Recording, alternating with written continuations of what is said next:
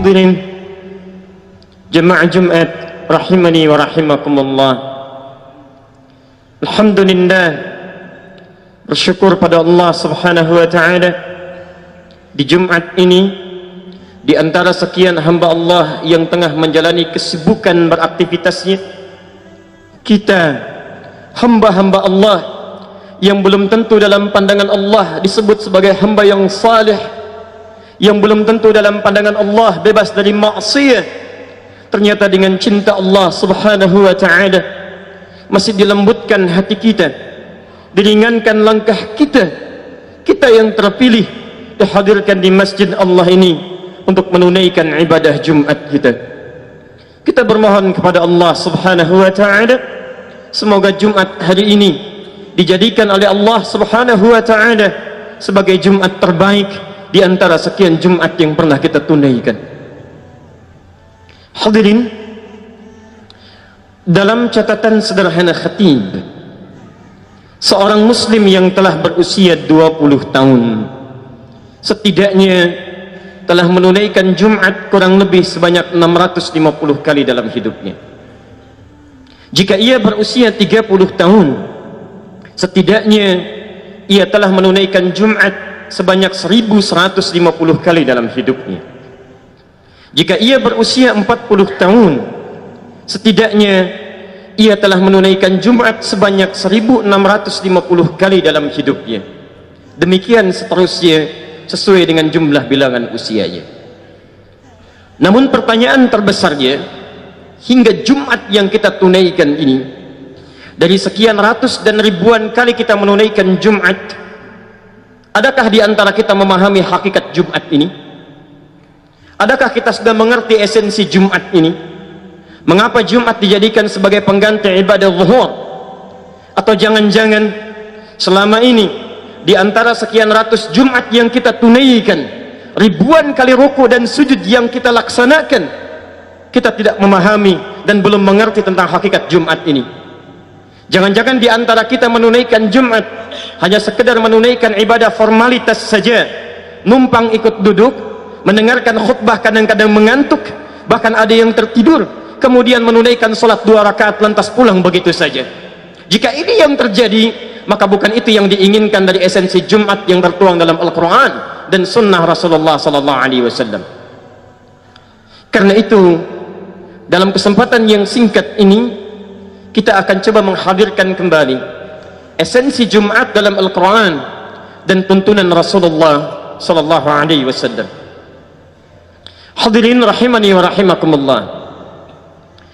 Berbicara tentang hakikat Jumat, kita akan diantarkan oleh perjalanan sejarah pada rutinitas kaum jahiliyah, bahkan jauh sebelum Nabi SAW diutus menjadi Nabi dan Rasul. Kala itu orang-orang jahiliyah sudah memiliki kebiasaan rutin dalam sepekannya. Ada di antara mereka yang berprofesi sebagai pedagang, dikenal dengan nama tujar. Ada di antara mereka yang menyibukkan dirinya untuk menghimpun syair, lirik-lirik yang indah, dikenal dengan syuara. Ada di antara mereka yang bahkan mereka habiskan hidupnya untuk merumuskan, menulis mantra-mantra dan jimat-jimat yang akan mereka pasarkan, yang disebut dengan kuhan dan sahir, dukun dan para tukang sihir. Mereka ini beraktivitas dalam sepekan, dimulai dari hari yang pertama disebut dengan Al-Ahad, hari yang kedua disebut dengan Yaumul Itsnin, diserap ke dalam bahasa Indonesia menjadi hari Senin. Hari ketiga mereka namakan Yaumut Thulatha, dari bahasa Arab Thalathah, diserap ke dalam bahasa Indonesia menjadi hari Selasa. Hari selanjutnya keempat mereka namakan Yaumul Arbi'ah, dari kata Arba'ah, diserap ke dalam bahasa Indonesia menjadi hari Rabu. Hari yang kelima mereka namakan dengan Yaumul Khamis, dari kata Khamsah, diserap ke dalam bahasa Indonesia menjadi hari Kamis. Di sepekan ini, dari hari Ahad sampai dengan hari Kamis, mereka akan sibukkan waktunya untuk menunaikan rutinitas yang tadi telah disebutkan. Bagi para pedagang, mereka akan mengumpulkan harta, sibuk mencari dunia, kumpulkan tenaga untuk mengumpulkan satu tanda kehormatan yang akan mereka kumpulkan pada hari yang ke-6 yang selanjutnya. Demikian para syuara, mereka akan pergi ke lembah-lembah, ada yang pergi ke bukit-bukit, mengumpulkan ide-ide cemerlang untuk mendatangkan ilham dan meneruskan puisi-puisi syairnya. Demikian Quran mengilustrasikan di Quran surah ke-26 ayat 224 itu. Demikian kahin, sahir, mereka akan sibukkan waktunya untuk mencari merumuskan mantra-mantra ajaib yang mereka akan kumpulkan dan tampilkan pada hari yang selanjutnya. Di hari apa itu? Hari yang ke-6. Yang uniknya, mereka akan namakan bukan dengan nama bilangan lagi, tidak disebutkan Yaumus Sadis, hari yang ke-6, atau Yaumus Sittah atau Seti yang ke-6, tapi mereka akan namakan dengan nama kebanggaan untuk memamerkan, menunjukkan pesta pora dari hasil kegiatan yang telah mereka tunaikan tadi. Yaumul Arubah, mereka namakan Yaumul Arubah, hari berbangga diri sebagai seorang Arab, hari untuk menunjukkan kerja keras dan pesta pora dari 5 hari sepekan ke belakang yang telah ditenun.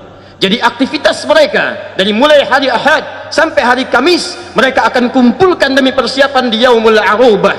Pekerjaan dunianya hanya untuk pamer saja, hanya untuk kebanggaan saja, hanya untuk pesta pora saja. Jadi kegiatan dalam sepekan hanya ditujukan untuk berbangga-bangga di akhir pekannya, cuma kumpul, menyampaikan, menampakkan dan menunjukkan dengan sifat ria yang muncul pada saat itu.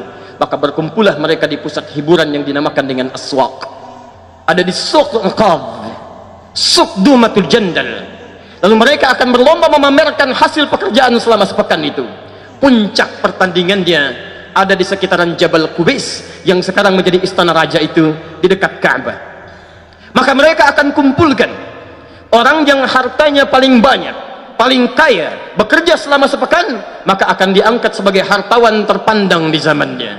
Maka kita kenal kemudian ada namanya Abu Lahab, ada Abu Jahal dan golongan-golongan yang lainnya. Ada Abu Sufyan sebelum masuk Islamnya. Mereka termasuk pekerja keras dalam kafilah tujar yang kemudian saking banyaknya hartanya diangkat sebagai tokoh hartawan yang dihormati pada saat itu. Maka naiklah mereka dengan hartanya, dipandang sebagai orang yang paling kaya. Jadi yang kaya tetap kaya, yang budak menjadi budak. Yang hebat semakin meningkat, yang tidak punya apapun nestapa dalam kehidupannya, tidak perhatian dalam sisi kehidupannya, tidak melihat siapa yang ada tetangga di sampingnya, yang penting saya akan diangkat dan inilah saya. Demikian para syuara, mereka akan berlomba menampilkan syair-syair terbaiknya. Ada Imra'il Qais, ada Nabigah Az-Zibyani, ada Zuhair bin Abi Salma, ada Al-Khutayah, dan yang paling hebat syairnya, yang paling bagus liriknya akan ditulis dengan tinta emas dan ditempelkan di dinding Ka'bah yang disebut dengan mu'allaqat itu, yang kelak di zaman Islam akan digantikan dengan kiswah yang dituliskan dengan tinta emas juga. Demikian kahin, dukun, sahir, tukang sihir, mereka akan pamerkan mantra-mantra terbaiknya yang mereka rumuskan selama sepekan ke belakang, mereka akan tampilkan. Maka yang paling unggul mantranya, dialah yang akan jadi tokoh sentral spiritual yang menginspirasi semua lekuk kegiatan dan merumuskan serta mengizinkan apakah kegiatan terjadi atau tidak dengan izin mereka. Demikianlah hadirin, selama sepekan kegiatan hanya untuk dunia, kumpul, pamer, pesta pora, hiburan, menunjukkan saya yang paling atas, ini yang paling rendah. Allahu Akbar. Setelah Nabi SAW diutus menjalankan risalah, menampilkan keindahan Islam, Allah Subhanahu wa ta'ala berkehendak untuk menunjukkan prototipe kehidupan baru yang beda dengan tipikal rutinitas jahiliyah. Bagi orang beriman mesti beda jalan kehidupannya dengan yang belum beriman. Bagi orang beriman mesti lain cara hidupnya dengan orang-orang jahiliyah yang belum beriman. Maka sesaat sebelum berhijrah ke Al-Madinah Al-Munawwarah itu, Allah turunkan satu ayat dalam satu surah yang akan melahirkan satu sejarah, menunjukkan perbedaan karakteristik jahiliyah dengan orang-orang beriman. Turunlah Quran surah Al-Jumu'ah ayat ke-9, posisi paling kiri sebelah atas itu. Perhatikan kalimatnya dan mari kita lihat esensinya. Ya ayyuhalladzina amanu idza nudiya lis-salati min yaumil jumu'ati fas'au ila dzikrillahi wa dzarul bai' dzalikum khairul lakum in kuntum ta'lamun. Allahu akbar, Allahu akbar. Allah memanggil orang-orang beriman untuk membedakan dengan yang belum beriman. kemudian akan memberikan sesuatu yang penting yang menunjukkan karakter yang berbeda dengan yang belum beriman. Ya ayyuhalladzina amanu, hei orang-orang yang telah menyatakan dirinya beriman kepada Allah subhanahu wa ta'ala, idza nudiya lis-salati min yaumil jumu'ah, jika kalian kemudian diseru untuk mendekat kepada Allah menunaikan salat di hari Jumat. Hadirin, namanya kemudian dirubah oleh Allah subhanahu wa ta'ala. Orang yang terbiasa berkumpul-kumpul yaumul arubah, kumpul untuk bangga, kumpul untuk pamer, seketika dengan turunnya ayat ini, hari untuk orang beriman dirubah namanya oleh Allah menjadi Jumu'ah, bukan arubah. Bagi jahiliyah yang belum beriman arubah, bagi kalian orang-orang beriman Jumu'ah. Apa itu Jumu'ah? Dalam bahasa Arab kalimat Jumat setidaknya memiliki satu akar kata bernama al-jam'u yang memiliki tiga makna. Satu, sesuatu yang berkumpul rapat. Yang kedua, yang saling menguatkan satu dengan yang lainnya. Tidak hanya sekadar berkumpul tapi merapatkan satu dengan yang lainnya. Karena itulah surah Al-Jumu'ah diawali dengan surah As-Saff ke-61 untuk memberikan isyarat bahwa Jumat diawali dengan merapatkan hubungan satu dengan yang lainnya. Tapi yang paling indah, makna yang ketiga, yang diiringi dengan saling memperhatikan satu dengan yang lainnya. Jadi bukan sekadar berkumpul, bukan sekadar datang, tapi juga memperhatikan satu dengan yang lainnya. Seakan-akan Allah ingin mengisyaratkan dalam penamaan ini, kalau orang-orang jahiliyah yang belum beriman cuman kumpul-kumpul saja, cuman bangga-bangga saja, cuma senang-senang saja, orang beriman tidak. Yaumul Jum'ah diundang oleh Allah subhanahu wa ta'ala ke tempat terbaik di muka bumi, bukan di hotel, bukan di pusat hiburan, bukan di tempat pesta pora, tapi di tempat di rumah Allah subhanahu wa ta'ala, masjid. Untuk apa? Kalau cuman kumpul, jangankan orang beriman, non muslim pun bisa kumpul, orang beriman tidak. Untuk berkumpul, merapatkan dan memberikan perhatian satu dengan yang lainnya. Kalau orang jahiliyah cuman kumpul, tunjukkan saya yang paling kaya, saya yang paling hebat, saya yang paling tinggi segalanya. Orang beriman tidak. Dia mesti tahu siapa yang hadir di sampingnya, dia kenal siapa yang ada di depannya, dia lihat apa kebutuhannya. Karena itulah demi Allah khatib sampaikan, demi Allah khatib sampaikan, Nabi SAW setelah turun ayat Jumat ini dipraktekkan Jumat, tidak pernah terjadi ada Jumat kecuali diketahui siapa yang datang di sampingnya, siapa yang hadir di masjidnya, siapa yang membutuhkan bantuan seadanya. Maka Masya Allah, tidak ada orang kelaparan datang Jumat kecuali mendapatkan makanannya. Tidak ada orang kehausan kecuali datang Jumat hilang dahaganya. Tidak ada orang sakit kecuali datang Jumat mendapatkan pertolongan dari bagian sakitnya. Tidak ada orang kesulitan kecuali saat datang Jumat mendapatkan bagian dari kebaikan Jumatnya. Sulaik al-Ghatafani, bukan penduduk Madinah, datang ke masjid Nabi SAW, kemudian masuk, tiba-tiba langsung duduk, ditunjuk oleh Nabi SAW, dikatakan, idza dakhala ahadakumul masjid fala yajlis hatta yusalli rak'atain. Kalau di antara kalian ada yang masuk masjid ingin i'tikaf, jangan langsung duduk, awali dengan salat 2 rakaat. Hadirin, ulama hadis sepakat mengenai hadis ini. Ini bukan ingin menunjukkan esensi tahiyatul masjid, ini hadis yang terpisah, karena orang Madinah sudah paham dengan hukum tahiyatul masjid. Tapi Nabi ingin menunjukkan, ini ada teman kita, bukan berasal dari Madinah, belum tahu kebiasaan di masjid. Ketika Nabi menunjuk wajah sahabat ini, maka semua mata tertuju kepadanya, melihat siapa beliau, apa keperluannya, apa yang ingin dibantu. Dan tidaklah Sulaik meninggalkan Madinah, masjid Nabi SAW, kecuali selesai seluruh keperluannya. Datang seorang ke masjid Nabi SAW, lantas Nabi melihat orang itu, mengatakan pada para sahabat, siapa yang mau menjamunya? Semua berebut mengangkat tangan, bukan si fulan, Allahu Akbar, semua mengangkat tangannya mengatakan, bala ana ya Rasulullah, saya ya Rasulullah. Anda tahu siapa yang dipilih oleh Nabi? Orang pertama yang mengangkat tangan, yang membawa ke rumahnya, yang menyiapkan di rumahnya, menyampaikan kepada istrinya, kita akan kedatangan tamu, kita jamu malam harinya, tidurkan anak-anak terlebih dahulu, engkau temani mereka tidur, siapkan hidangannya di meja makan, aku akan temani. Ketika ditemani dalam makannya, Masya Allah, dipadamkan cahayanya, makan seolah-olah berdua, yang satu makan dengan lahapnya, yang satu ternyata hanya mengambil udara saja, menunjukkan seakan-akan dia sedang makan, padahal di rumahnya tidak punya bekal makan kecuali satu porsi itu saja.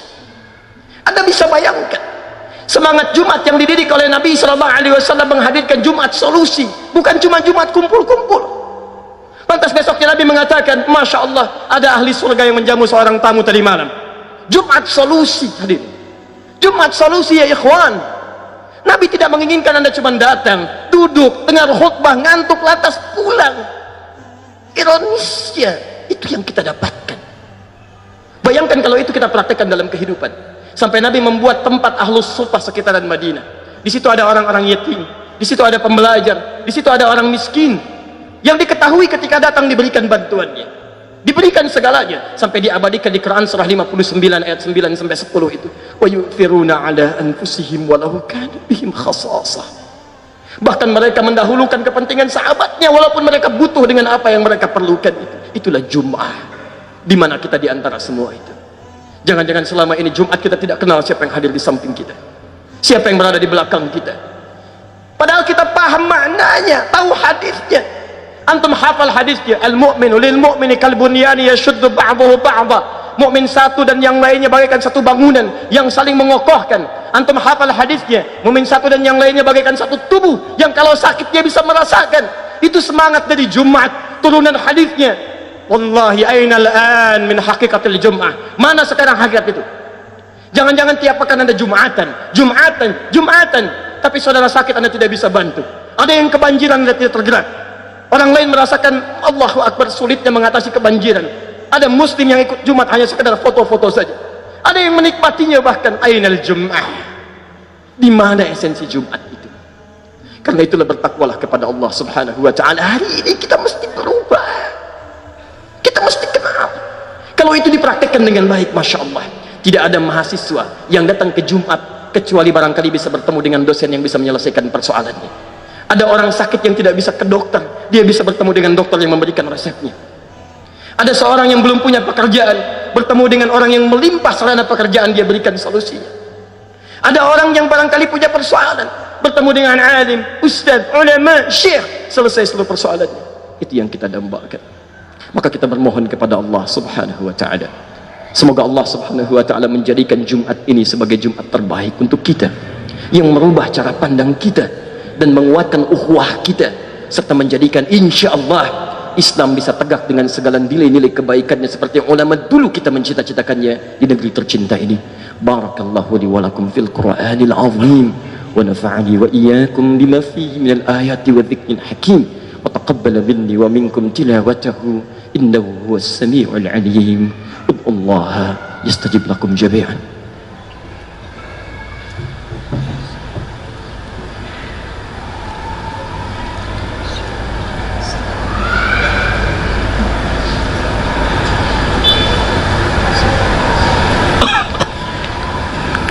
Alhamdulillah wassalatu wassalamu ala rasulillah wa ala alihi wa sahbihi wa mawala. Amma ba'd, faya ibadallah, usi nafsi wa iyyakum bitaqwallahi faqad fazal muttaqun fala tamutunna illa wa antum muslimun. Hadirin, sebelum kita berdoa kepada Allah Subhanahu wa ta'ala, kita ingin menguatkan kembali sedikit untuk melengkapi makna Jumat tadi. Setelah kita paham bahwa Jumat itu adalah Jumat solusi, Jumat ukhuwah, Jumat untuk mengeratkan silaturahim di antara kita, lantas kemudian Allah ingin mengingatkan kepada kita, tidak cukup dengan berkumpul saja. Kalau sekedar kumpul, saling bertemu, saling curhat, jangankan Anda yang beriman, non muslim pun bisa melakukan itu. Maka diteruskan kalimatnya dengan fas'au ila dzikrillah. Ini bagian penutup yang paling penting. Maka hei orang-orang yang telah menyatakan dirinya beriman kepada Allah, setelah kalian berjumpa, berkumpul, melihat, saling menguatkan satu dengan yang lainnya, maka bergegaslah untuk berzikir kepada Allah Subhanahu wa ta'ala. Zikir, zikir. Kalimat zikir tidak disebutkan dalam Al-Quran kecuali segala aktivitas yang menjadikan kita ingat dengan Allah Subhanahu wa ta'ala.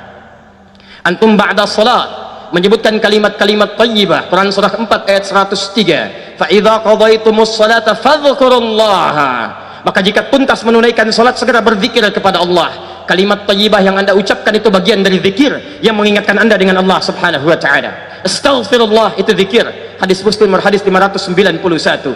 La ilaha illallah wahdahu la syarikalah, lahul mulku wa lahul hamdu wa huwa ala kulli syai'in qadir. Itu zikir. Hadis Muslim hadis 593. Subhanallah walhamdulillah wa la ilaha illallah wallahu akbar. Itu zikir. Hadis Muslim hadis 597. Anda yang kemudian berdoa, itu pun zikir.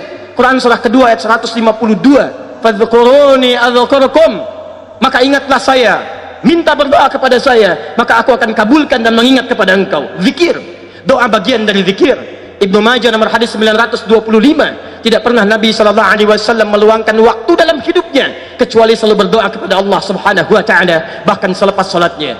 Nabi mengatakan, Allahumma inni as'aluka ilman nafi'a wa rizqan halalan tayyiba wa amalan mutaqabbala. Doa itu bagian dari zikir.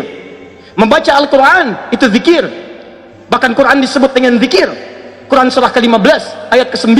Inna nahnu nazzalna dzikra wa inna lahu lahafizun. Sungguh kami yang telah kami telah menurunkan Quran ini sebagai zikir. Jadi ketika Anda sedang membaca Quran, Anda sedang berzikir kepada Allah Subhanahu wa ta'ala. Menghafal Quran, bahkan itu zikir, dan lebih tinggi dibandingkan dengan membaca Al-Quran. Disebutkan 4 kali bahkan di satu surah. Surah ke-54 ayat ke-17, ayat ke-22, ayat 32, ayat ke-40. Walaqad yassarnal Qur'ana lidzikri fahal min muddakir. Sungguh kami telah mudahkan Al-Quran untuk diingat. Menghafal Quran, mengingat Quran disebut oleh Quran sebagai zikir. Jadi penghafal Quran, ketika sedang menghafalkan Qurannya, dia sedang berzikir kepada Allah Subhanahu wa ta'ala. Bahkan orang Islam itu bukan cuma sholatnya, baca Al-Qurannya, Masya Allah, bukan cuma istighfarnya, doanya, tapi semua aktivitasnya harus menjadi zikir pada Allah Subhanahu wa ta'ala. Quran surah ketiga ayat 191. Alladzina yadhkurunallaha qiyaman wa qu'udan wa ala junubihim. Orang-orang beriman itu, ulul albab itu, semua aktivitasnya dijadikan sebagai zikir kata Allah Subhanahu wa ta'ala. Jalannya zikir, duduknya zikir, makannya zikir, bekerjanya zikir. Hadirin, ingat kepada Allah Subhanahu wa ta'ala. Beda antara orang yang berjalan dengan zikir dengan orang yang berjalan tanpa zikir. Orang yang zikir ingat kepada Allah, maka dia akan berjalan sesuai dengan aturan Allah Subhanahu wa ta'ala. Mustahil ada orang jalan beringat kepada Allah kemudian dia berjalan dengan melanggar ketentuan Allah Subhanahu wa ta'ala. Dia akan jaga pandangan karena dia saat memandang ingat dengan Allah Subhanahu wa ta'ala. Allah turunkan ayat di Quran surah ke-24 ayat ke-30. Wa qul lil mu'minina yaghuddu min absarihim. Katakan bagi para pria-pria yang beriman, jalannya menatap harus pada yang diaturkan oleh Allah Subhanahu wa ta'ala saja. Yang baik-baik lihat, yang tidak baik menurut Allah palingkan. Makannya zikir. Mustahil ada orang yang makan mengingat Allah kemudian menyentuh makanan yang tidak disukai oleh Allah Subhanahu wa ta'ala. Kerjanya zikir. Mustahil ada orang bekerja memegang penanya ingin tanda tangan proyek dalam pekerjaannya, saat itu dia ingat kepada Allah Subhanahu wa ta'ala, tapi mampu menggerakkan tangannya untuk tanda tangan proyek yang tidak diridhai oleh Allah Subhanahu wa ta'ala. Harusnya semuanya zikir. Zikir. Sekarang tunjukkan pada kami, ikhwah sekalian, dari sepekan ke belakang yang telah kita jalani sampai Jumat ini, berapa aktivitas kita yang menjadi zikir dalam kehidupan kita? Jangan-jangan kemarin ke pekan ke belakang, Masya Allah, zikir salat kita belum maksimal. Salat disebut zikir di Quran surah ke-20 ayat ke-14. Wa aqimis salata li dzikri. Tunaikan salat sebagai zikir kepadaku. Cek bagaimana kualitas zikir salat kita dalam sepekan ke belakang. Jangan-jangan kemarin saja salat kita masih belum berjamaah, itu pun tidak dilakukan di masjid. Sahabat Nabi sudah mengejar sunnahnya. Perhatikan sahabat Utsman bin Affan radhiyallahu ta'ala anhu. Kata Imam An-Nawawi dalam kitabnya At-Tibyan fi Adab Hamalatil Quran halaman 38 paragraf yang pertama baris 1 sampai kedua, beliau sebutkan sahabat Utsman bin Affan, menantu Nabi, menikah dengan 2 putri Nabi, orang paling dihormati oleh Nabi, sangat pemalu, malaikat malu kepada beliau, bisnisnya sangat sukses dalam kehidupan. Jangankan salat fardunya, masih bisa menunaikan tahajudnya setiap malam, bahkan sampai hafal Quran, sampai khatam Quran. Antum sahabat Nabi bukan, tabi'in juga bukan, kerabat Nabi juga bukan, tidak menikah dengan putri Nabi. Berapa suksesnya antum dibandingkan dengan sahabat Utsman bin Affan? Surga belum ada jaminan, hisab masih menegangkan, amalan masih berantakan. Allahu Akbar. Jangankan persoalan salat sunnahnya, cek, jangan-jangan sampai dengan Jumat ini salat fardu kita belum maksimal. Kalau cuma kerja, ngumpulkan harta, tambah lagi, jangankan antum, non muslim bisa lebih hebat dibandingkan dengan anda. Kalau cuma untuk weekendnya dihabiskan untuk pesta pora, poya-poya, cuma pamer saja, Korun lebih hebat dibandingkan dengan anda. Firaun lebih jagoan dibandingkan dengan anda. Namrud lebih hebat dibandingkan dengan anda. Kita orang beriman, mesti beda. Bacaan Quran kita, jangan-jangan sampai sepekan ini belum pernah baca Al-Quran. Allahu Akbar. Al-Quran dibaca tiap hari, tapi Al-Quran tidak pernah disentuh. Mu'adz, sebagai akhir dari bahasan khutbah kita, seorang anak usia 4 tahun tinggal di Asyut di Mesir. Satu kali anak ini matanya buta, keluarga sederhana, ingin menghafal Al-Quran, lalu minta kepada abinya untuk diantar menghafal. Dimodifikasilah motor yang sangat sederhana itu, dashboardnya kemudian diluaskan, lalu ditempelkan ayat-ayat Quran. Di setiap perjalanan abinya melihat ke situ, Mu'adznya mengulang, demikian seterusnya. Singkatnya, sampai Mu'adz hafal Quran, yang mengantarkan belum hafal, tapi insya Allah mendapatkan pahalanya. Seperti hadis Muslim nomor hadis 1893 dan di At-Tirmidzi nomor hadis 2915. Secara singkat, ketika berhasil menghafalkan Qurannya, bahkan makhrajnya sesuai dengan syekhnya, menjadi viral kisahnya di media di Timur Tengah. Maka datang reporter dari Kuwait ingin merekam dan bertanya kepada beliau ini, untuk apa menghafal Quran ini? Perhatikan jawabannya, dan di sini kita akan berdoa kepada Allah Subhanahu wa taala. Ya Syekh Mu'adz, wahai Syekh Mu'adz, anak 4 tahun sebagai penghargaan dipanggil dengan Syekh. Jika ananda diperkenankan berdoa saat ini dan dikabulkan, apa yang akan ananda mohonkan kepada Allah dengan Quran yang telah dihafalkan itu? Perhatikan jawabannya. Pertama, wallahi as'alullaha rabbal alamin, wallahi saya akan meminta kepada Allah Rabbul Alamin untuk tetap membutakan mata saya sampai dengan kiamat, karena saya bisa hafal Quran ini dengan keadaan buta mata saya. Saya takut kalau mata saya dibuka kembali, lantas saya melihat maksiat dengan mata saya, akan hilang Quran yang telah saya hafalkan itu. Anak 4 tahun, 5 tahun, mata buta, mau menghafal Quran dan menikmati dengan kebutaannya mendapatkan Al-Quran. Antum diberikan 40 tahun, 50 tahun, matanya sehat, fisiknya kuat, sampai hari ini masih belum punya waktu untuk sekedar membaca saja. Antum butuh berapa tahun lagi ya ikhwah?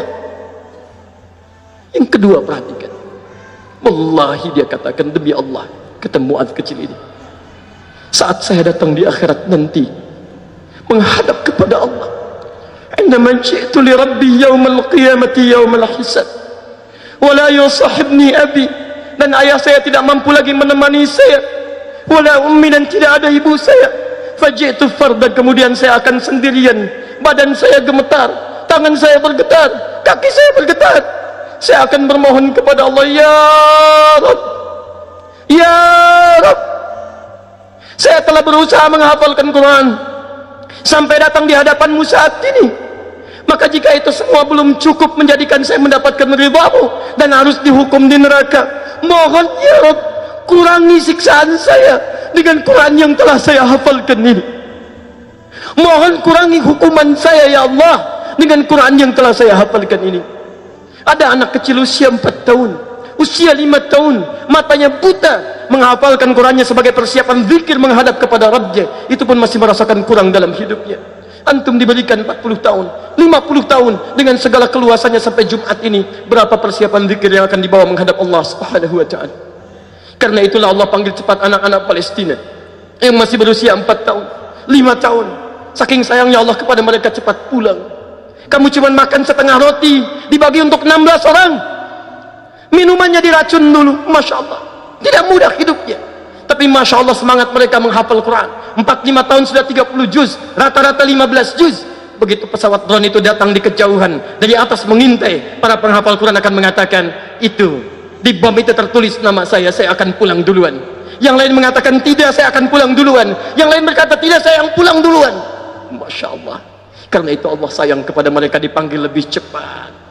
Karena untuk mendapatkan nikmat alam kubur sebagai pembuka surga. Quran surah ketiga ayat 169 itu. Wala tahsabanna alladziina qutilu fi sabilillahi amwata bal ahya'un 'inda rabbihim yurzaqun. Hei, Anda jangan kira orang-orang wafat di jalan Allah itu wafat begitu saja, tapi kami akan limpahkan rezeki yang lebih mewah di alam kubur. Sampai mereka berkata, wa yastabshiruna bil ladzina lam yalhaqu bihim min khalfihim alla khaufun 'alaihim wa lahum yahzanun. Mereka akan berkata, kalau mampu mereka akan pulang kepada orang-orang yang belum menyusul mereka. Akan dikatakan, kalian jangan nangis ya, jangan sedih ya. Hei orang-orang Indonesia, jangan tangisi saya. Hei orang-orang sekitaran, jangan tangisi saya. Di sini lebih enak dibandingkan dengan kalian. Kalau bisa cepat menyusul ke sini. Kita ada di mana? Barangkali kita dihidupkan sampai Jumat ini karena menurut Allah belum cukup bekal kita. Harus banyak meningkatkan zikir kita kepada Allah Subhanahu wa taala. Banyak meningkatkan taubat kita kepada Allah. Karena itulah marilah kita berdoa kepada Allah Subhanahu wa taala agar Allah menguatkan hati kita untuk berubah mulai Jumat ini. Mau sampai kapan lagi? Jika Anda belum mampu berlomba dengan orang soleh meningkatkan kebaikan, maka seharusnya Anda mulai berlomba dengan para pendosa untuk beristighfar dan bertobat kepada Allah Subhanahu wa taala. Karena itu mari kita berdoa dengan khusyuk. Kita pasrahkan jiwa kita dan memohon hidayah kepada Allah agar Allah bisa merubah tapak kehidupan kita mulai di Jumat ini di masjid yang insya Allah menjadi saksi bagi kita di akhirat nanti. Alhamdulillahi rabbil alamin. Ar-Rahmanir Rahim, Maliki yaumiddin. Iyyaka na'budu wa iyyaka nasta'in. Ihdinas siratal mustaqim. Siratal ladzina an'amta 'alaihim ghairil maghdubi 'alaihim waladdallin. Allahumma rabbana la tada' lana fi maqamina hadza dhanban illa ghafarta. Duhai Allah, kami bermohon kepadamu di Jumat ini, jika ada satupun di antara hamba-Mu yang datang ke rumah-Mu ini ya Allah untuk menunaikan Jumat datang membawa lumuran dosa, maka mohon jangan biarkan ia meninggalkan masjid ini ya Allah kecuali Engkau telah ampuni segala dosa-dosanya. Wala hamman illa farajtah. Jika ada di antara kami hamba-Mu datang membawa kegelisahan hidup dunia ya Allah, maka mohon jangan biarkan ia meninggalkan tempat-Mu ini ya Allah kecuali Engkau telah tenangkan keadaan jiwanya. Allahumma wala asran illa yassartah. Jika ada di antara kami ya Allah yang datang ke masjid ini membawa kesulitan hidupnya di rumah tangganya, pekerjaannya, kehidupan sosialnya, maka mohon ya Allah dengan Jumat dan niat ikhlas untuk berubah yang ia tanamkan pada jiwanya, mohon angkat dan sembuhkan dan angkat tuntaskan segala kesulitannya ya Rabbal Alamin. Allahumma wala maridan illa syafaitah. Dan jika ada di antara kami yang tengah Engkau uji dengan penyakit seberat apapun ya Allah, maka mohon angkat dan sembuhkan segala penyakitnya. Allahumma idza kana minna ya Allah wahidan qariban aw ba'idan minka ya Rabbal Alamin lam yahtadu ila al-islam wa lam yusallu hatta al-jum'ah wa lam yataqarrabu ila al-Quran. Allahumma hadihim ya Allah liyataqarrabu ilaika ya arhamar rahimin liyahtadu ila al-islam ya Rabbal Alamin. Ya Allah, jika di antara ada keluarga kami ya Allah, jika ada di antara keluarga kami, tetangga kami, kerabat kami, teman-teman kami ya Allah yang sampai hari ini belum memeluk Islam, belum mendapatkan hidayah, maka mohon sentuh hatinya ya Allah, bimbing mereka untuk mengucapkan kalimat syahadat ya Rabbal Alamin. Jika ada di antara kami ya Rabbal Alamin sudah menyatakan dirinya beriman, masuk Islam, tapi masih menjauh darimu ya Allah, masih banyak bermaksiat, masih jauh dalam menunaikan salat, belum mau mendekat kepada tuntunan Al-Quran, maka sebelum Kau wafatkan ia ya Allah, mohon di hari ini Kau berikan hidayah ya Allah, sentuh hatinya ya Allah. Allahumma rizukhu ni'mat at-taubah. Ya Allah, berikan kenikmatan taubat kepadanya ya Allah. Sadarkan bahwa kehidupannya tidak lama ya Allah. Sadarkan ia bahwa ia kapan saja bisa wafat menghadap-Mu ya Allah. Allahumma rizukhu ni'matan thayyibah wa hayatan fiha husnul khatimah wa yaqulu ya Allah la ilaha illallah Muhammad Rasulullah wa taqulu lana ya Rabbal Alamin bikalimatin mutmainnah ya ayyatuhan nafsul mutmainnah irji'i ila rabbiki radiyatan mardiyah fadkhuli fi ibadi wadkhuli jannati. Ya Allah, berikan kami kesempatan untuk wafat dalam keadaan husnul khatimah, mampu mengucapkan kalimat la ilaha illallah Muhammad Rasulullah. Dan Kau katakan kepada kami dengan panggilan yang indah, ya ayyatuhan nafsul mutmainnah, hei jiwa-jiwa yang tenang, irji'i ila rabbika radiyatan mardiyah cepat pulang sini kembali kepada Rabbmu yang penuh dengan keridhaan. Fadkhuli fi ibadi, ayo cepat masuk dalam golongan hambaku yang sudah aku nantikan. Wadkhuli jannati, nikmati surga pendahuluan yang sudah aku siapkan. Mohon ya Allah, mohon jadikan kami termasuk dalam golongan itu ya Rabbal Alamin. Unsurna ya Allah minal qaumil kafirin, mohon tolong kami ya Allah dari pengaruh-pengaruh buruk yang mampu menjauhkan kami dari ketaatan kepadamu ya Rabbal Alamin. Unsurna minasyaitonir rajim, mohon tolong kami dari pengaruh setan yang terkutuk. Allahumma unsurna ya Allah minadh dhalimin, mohon tolong kami dari pengaruh orang-orang zalim dalam kehidupan kami ya Allah. Wa nakhussuka bid-du'a li akhwatina fi Filistin wa fi Suriah wa fi Iraq wa fi Afghanistan wa fi Rohingya. Allahumma asbirhum ya Allah, Allahumma unsurhum ya Rabbal Alamin. Allahumma unsurhum ya Rabb. Kami mohon ya Allah, kami mohon di Jumat ini kami khususkan doa untuk saudara-saudara kami di Palestina, di Syria, di Afghanistan, di Irak, di Rohingya. Kami mohon tolong mereka ya Allah, sabarkan mereka ya Allah, dan ampuni kami yang belum mampu menolong mereka dalam kebaikan. Allahumma khafif hisabana, ringankan hisab kami ya Allah, karena tak mampu menolong mereka dalam kebaikan. Allahumma la tuhasibna an dha'afina fi nusratil Aqsa, mohon ringankan hisab kami, ampuni kami ya Allah yang tidak mampu mempertahankan Aqsa. Ampuni kami ya Rabb. Allahumma ja'al baldatana hadhihi Indonesia baldatan thayyibatan wa anta tarda anha. Ya Allah, mohon jadikan negeri kami Indonesia ini negeri yang Engkau ridai, Engkau berkah. Allahumma hdi umara'ana, ya Allah mohon bimbing para pemimpin kami, anugerahkan hidayah kepada mereka ya Allah untuk mendekat kepada ketentuan-Mu ya Rabbal Alamin. Allahumma ya Allah ulama'ana wahfidhum, dan mohon bimbing para ulama kami serta jaga mereka ya Allah. Waj'alhum minal mukhlasin, jadikan mereka orang-orang ikhlas dalam berjuang. Allahumma wahid sufufana wa jannibna minat tafruqah, satukan saf kami ya Allah.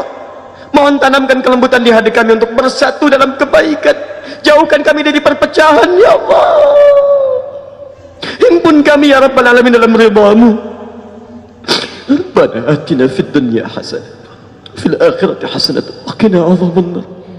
Mohon anugerahkan kami segala kebaikan di dunia ini yang mampu kami dapatkan, dan segala kebahagiaan di akhirat yang mampu kami raih. Syafaat-Mu ya Allah, syafaat Quran-Mu ya Allah, syafaat Nabi-Mu Muhammad SAW, dan bimbing kami untuk mendapatkan teman-teman yang saleh di sekitaran kami, yang mampu menjadi teman-teman kami yang Kau sebutkan di Quran-Mu itu ya Allah. Ma'an nabiyyina wa siddiqina wa syuhada'i wa salihin ya Allah. Allahumma laqad da'awnaka kama amartana fa'ajib du'ana kama wa'adtana. Ya Allah, kami telah datang ke Jumat ini beribadah kepadamu, memohon dengan khusyuk seperti Engkau perintahkan. Maka mohon kabulkan doa-doa kami seperti apa yang telah Engkau janjikan. La tudayyi'u du'ana, mohon jangan sia-siakan air mata kami ya Allah. Mohon ya Rabb, jika dengan semua ini Engkau belum kabulkan juga dengan doa kami, maka mohon tunjukkan kepada kami dengan cara apa lagi kami mesti bermohon kepadamu ya Rahman. Bifadlika subhana rabbika rabbil izzati amma yasifun, wassalamun alal mursalin, alhamdulillahi rabbil alamin. Ibadallah, innallaha ya'muru bil 'adli wal ihsan wa ita'i dzil qurba wa yanha 'anil fahsya'i wal munkari wal baghi ya'izukum la'allakum tadhakkarun wa la dzikrullahi akbar wallahu ya'lamu ma tasna'un. Aqimus shalah.